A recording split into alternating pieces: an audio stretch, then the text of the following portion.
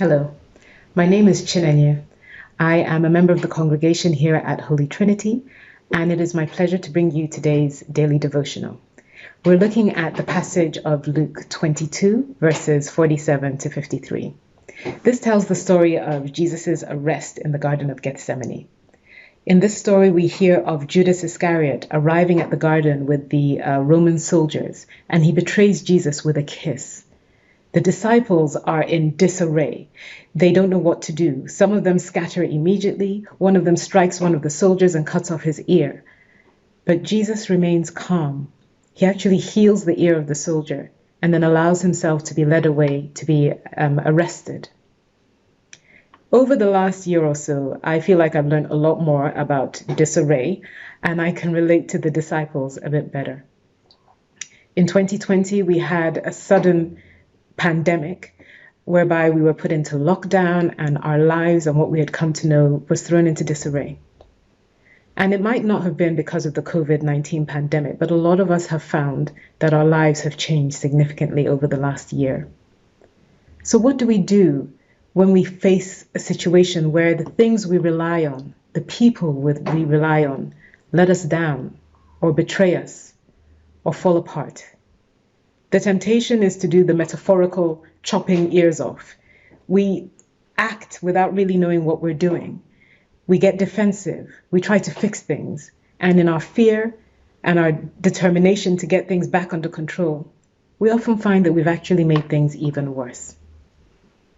Well, the first thing I learned from this passage and from the past few months is that Jesus never actually taught us that life was going to go smoothly. He didn't come with a prosperity gospel that says that if you believe in me, everything will work out fine. He actually taught us the exact opposite. In John chapter 16, verse 33, Jesus said, "I have told you these things so that in me you may have peace. In this world you will have trouble, but take heart, I have overcome the world."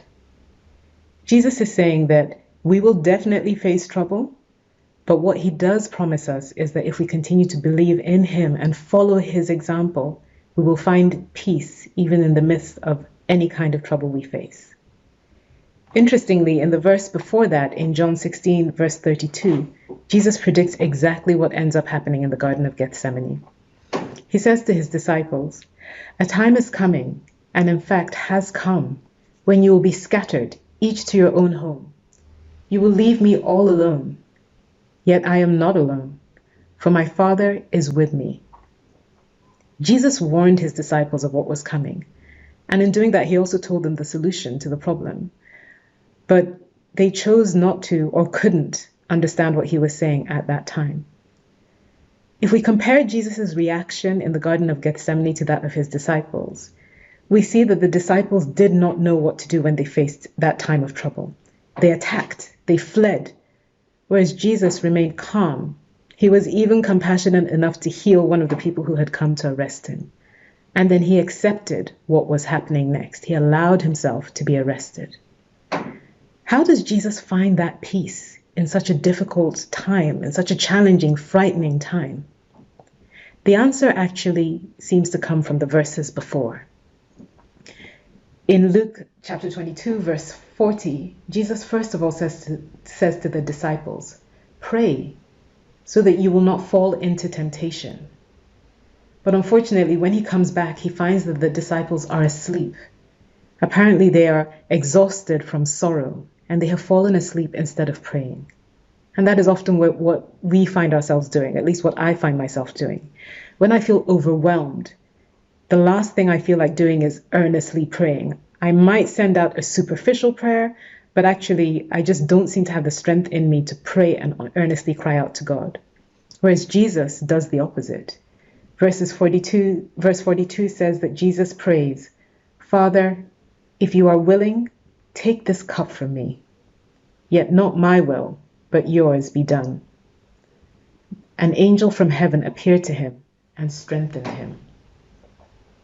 Jesus' prayer and his actions actually remind me of the Serenity Prayer. I'm sure a lot of you are familiar with it, at least the beginning section of the prayer, and I have found it a very helpful prayer over the last few months. The part I'm more familiar with is where it says, God, grant me the serenity to accept the things I cannot change, the courage to change the things I can, and the wisdom to know the difference. But then the prayer goes on to say, living one day at a time, enjoying one moment at a time, accepting hardship as a pathway to peace, taking, as Jesus did, this sinful world as it is, not as I would have it, trusting that you will make all things right if I surrender to your will, so that I may have reasonable happiness in this life and supreme happiness with you forever in the next. Jesus modeled exactly this. First of all, he prayed to God, and in his prayer, he trusted God. He accepted the hardship. He said, "Thy will be done." We all know, really, that we learn the most from the hardships in our lives. We grow the most from the challenges that we have faced, not from the easier times in our lives. And that doesn't make it easier for us to face those challenges, but it's important for us to recognize the importance of facing those kind of hardships and difficulties. We need to learn to accept hardship instead of constantly fighting against it. Accepting hardship is the pathway to peace, that peace that passes all understanding. In the beginning of the Serenity Prayer that I've just read, it does say that we want the serenity to accept the things we cannot change, and the courage to change the things we can, and the wisdom to know the difference. But in the midst of our fighting against the hardship, we often can't find that wisdom to know whether we should be fighting or whether we should be standing still or what on earth it is we're supposed to be doing.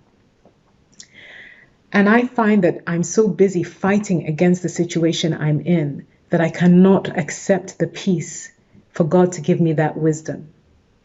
Without peace, we are like those disciples. We're striking out on the one hand and running away on the other. And it actually feels in that situation as if we accept the hardship, we're giving up.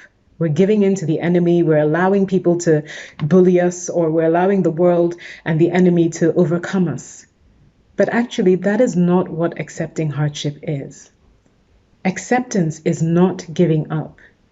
It is creating an environment of peace to receive God's wisdom. And in that peace, the solution to the situation presents itself. And Jesus demonstrates this in his actions and what happened to him. In accepting the hardship of the crucifixion and trusting in God, Jesus found the wisdom to understand God's ultimate plan. He found the peace, and God provided him with the strength to fulfill that plan. And in doing that, he was victorious. Jesus conquered death. And so for us, in summary, when we face hardship, first of all, we have a God who will answer our prayers, and we need to cry out to him so that he will strengthen us in that time of hardship. And then we need to accept the hardship as a means of finding peace within that challenge.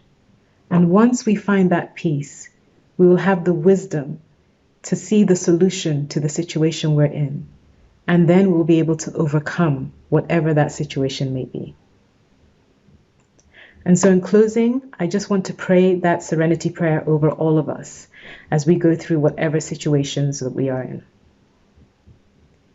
God, grant me the serenity to accept the things I cannot change, the courage to change the things I can, and the wisdom to know the difference, living one day at a time, enjoying one moment at a time, accepting hardship as a pathway to peace, taking, as Jesus did, this sinful world as it is, not as I would have it, trusting that you will make all things right if I surrender to your will, so that I may be reasonably happy in this life and supremely happy with you forever in the next.